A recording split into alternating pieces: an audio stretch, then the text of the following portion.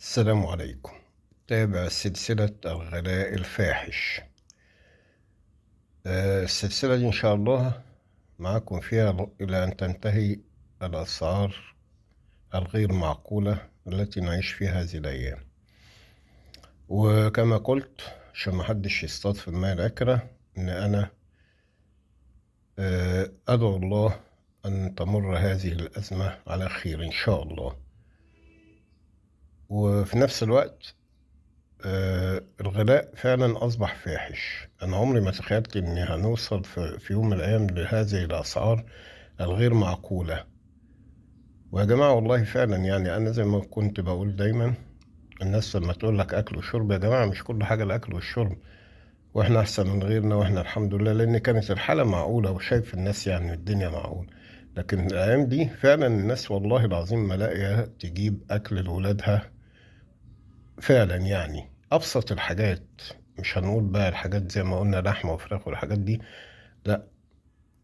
فإحنا دلوقتي الحالة صعبة. يعني أنا بشوف دلوقتي قدامي الناس فعلا بشوف وصلت لحاجة يعني مش ممكن. ليه؟ لأن كل الأسعار بقت غالية، كل حاجة بقت غالية.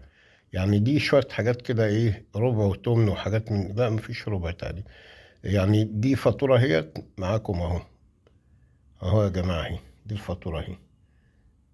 كيلو لبن ب22 جنيه، كيلو الحلاوة ب78 جنيه، الجبنة ب104 جنيه، بسطرمة. وهتقولوا بسطرمة ايه وانت ابن الباشا عشان تجيب بسطرمة؟ ده من نفسي يعني 8 كيلو مش عارف ولا ب3 جنيه ولا بكام يعني. المهم من نفسي مرة كده، يعني احنا كنا بنجيبها من زمان كانت رخيصة وكده، فقلت من نفسي نجيب لنا تمن كده ناكله يعني.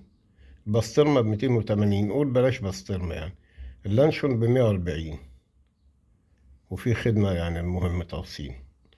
يعني تخيلوا الأسعار دي وصلت ليه. طب ما فيش يعني في بيت أو في واحد معاه عيال، يعني مش هيجيب لهم حتة جبنة ياكلوها أو حتة حلاوة أو لانشون؟ العيال بتحب اللانشون بيجيبوا لبن. مش الأطفال دول المفروض يشربوا لبن عشان يقوي الجسم بتاعهم والبنية بتاعتهم تتكون صح؟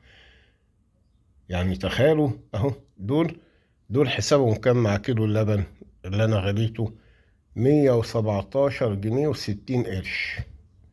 تخيل لما أب ويروح يجيب شوية حاجات زي دول بصوت خالص، ما يكفوش حاجة. يعني لو أسرة مكونة من 4 أفراد أو 5 ما يكفوهمش، هم قاعدين كده يتعشوا بيهم.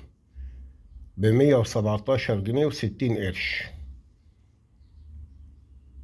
تخيلوا أهو. هل ده ينفع؟ يا سيادة الرئيس والله احنا بنحبك وبندعمك، واقفين معاك وبندافع في كل ثانية عن كل حاجة، ومقدرين المشروعات الرهيبة اللي معمولة في البلد، ومقدرين وقفتك مع الفقراء فعلا. وده مش كلام، ده بالحاجات اللي اتعملت كتير قوي اللي موجودة في دعم للفقراء فعلا. ولكن احنا بنقول فين دور الدولة في الغلاء الفاحش ده؟ يعني ليه الأسعار دي؟ ليه كل واحد بيبيع بمزاجه؟ كل دلوقتي مصنع بيبيع بمزاجه، والتجار الصغيرين اساسا يقول لك ما احنا بنشتري حاجة غالية، فالتانيين بيبيعوا بمزاجهم وبيرفعوا الاسعار. يعني انت تروح كذا محل جنب بعض تلاقي الحاجة هنا غير هنا غير هنا في السعر. وكل ده طمع وجشع ونداء برضه لأصحاب المصانع والمحلات والتجار والمزارع وغيره. ارحموا الناس شوية، ربنا يرحمكم. ارحموا من في الأرض يرحمكم من في السماء. يعني ده مش وقت جشع وطمع. يعني بدل ما كنت بتكسب 5 جنيه في الحاجة، اكسب يا سيدي 3 وخلي الاتنين نعملهم صدقة ثواب، تاخد بيهم ثواب. هو ده اللي هينفعك، الفلوس مش هتنفعك. فبلاش الطمع والجشع يا جماعة. اللي احنا فيه ده فيه نسبة كبيرة برضو من طمعنا احنا مع بعض كشعب كناس. وفي طبعا دور الأول والأخير للحكومة. انتوا سايبين ليه الناس بتغلب الأسعار بالطريقة الجنونية دي؟ اما بتوع الاعلام بقى فحسوا بالناس شويه. ربنا يزيدكم ويزيد الناس كلها، انتوا حلوين وعايشين حلو قوي.